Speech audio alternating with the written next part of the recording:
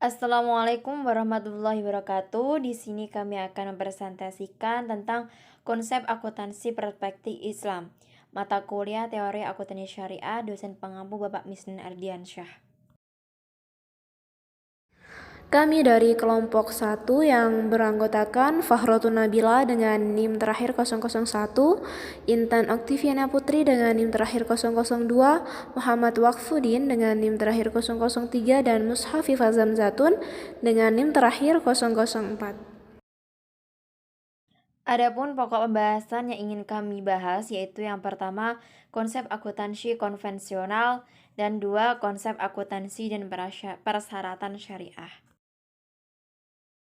Pokok pembahasan yang pertama yaitu konsep akuntansi konvensional.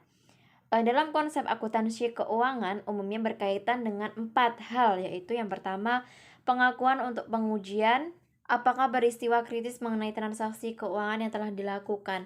Dua, pengukuran di mana elemen harus dicatat. Ketiga, pencatatan yaitu tata cara buku double entry. Yang keempat, penyajian unsur laporan keuangan. Untuk elemen-elemen yang berada dalam laporan keuangan, ada aset, kewajiban, pendapatan, beban, dan ekuitas. Pokok pembahasan yang kedua yaitu dasar akuntansi, di mana di sini ada 4, yaitu yang pertama asumsi akrual, yaitu sebagai dasar akuntansi mengenai pengakuan transaksi. Yang kedua asumsi going concern, di mana keuangan laporan disusun dengan asumsi bahwa bisnis yang akan dapat yang akan masa datang. Yang ketiga asumsi perioditas, yaitu bisnis pada periode tertentu. Selanjutnya yaitu konsep akuntansi dan persyaratan syariah. Konsep akuntansi itu bermacam-macam, disebut sebagai prinsip, aksioma, asumsi maupun aturan. AAOIVA telah mengeluarkan pernyataan tentang konsep akuntansi untuk memandu dalam praktek akuntansi dalam sebuah lembaga keuangan terhadap keuangan syariah. Konsep akuntansi konvensional tersendiri telah diteliti untuk memastikan bahwa sejalan dengan prinsip-prinsip Islam maupun syariah. Yang selanjutnya yaitu asumsi akuntansi, di mana konsep unit akuntansi atau yang disebut entitas itu dibuat sebagai unit akuntabilitas yang terpisah dan dapat diterima antara Islam karena menyerupai yang dipraktekkan secara luas.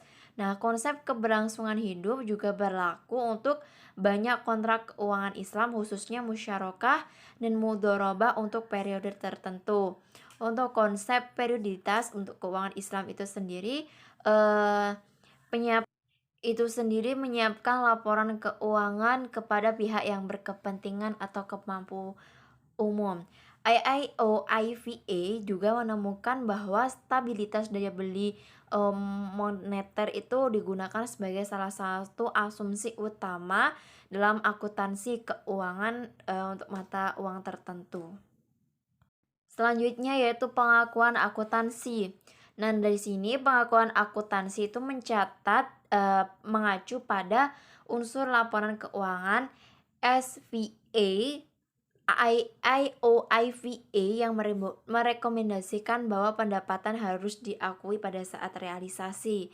Dan ahli fikih itu menentukan bahwa basis akuntansi menjadi praktek perhitungan transaksi Islam di masa yang lalu, sedangkan fuqaha itu berpendapat pendekatan atau melakukan standar akuntansi yang dikembangkan MISB yang ditandatangani sebagai standarisasi politik, dan NSIC merekomendasikan basis akrual. Selanjutnya yaitu pengungkapan akuntansi. Nah, pengungkapan akuntansi dalam perusahaan itu memiliki 4 tujuan. Dua, yang pertama yaitu bahwa persyaratan khusus yang ditetapkan oleh syariah untuk perusahaan itu menghindari riba dan pembayaran zakat. Untuk dua tujuan yang kedua yaitu didasarkan pada persyaratan umum yang disimpulkan dapat disebut sebagai akuntabilitas sosial dan pengungkapan penuh.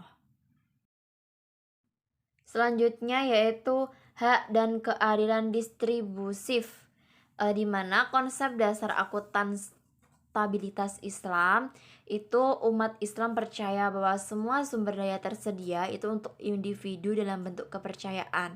Dan konsep akuntabilitas sosial itu terkait dengan prinsip keterbukaan secara penuh, di mana pengungkapan penuh itu tidak berarti mengungkapkan semuanya hingga ke setiap detail, namun ada kebutuhan bagi pembuat akun untuk mengungkapkan segala sesuatu yang diyakini penting bagi pengguna untuk tujuan melayani Tuhan. Nah, untuk pengungkapan yang memadai itu berarti bahwa laporan harus berisi semua informasi material yang diperlukan untuk membuat mereka itu berguna bagi pengguna. Sedangkan IIO, IVA itu mengurangkan konsep bahwa pengungkapan memadai itu melalui dua aspek, yaitu agregasi optimal dan deskripsi serta klarifikasi yang sesuai, di mana agregasi yang optimal itu berarti laporan keuangan harus memberikan rincian yang cukup untuk memenuhi kebutuhan para informasi. Cukup sekian presentasi dari kelompok kami, kurang lebihnya kami mohon maaf. Assalamualaikum warahmatullahi wabarakatuh.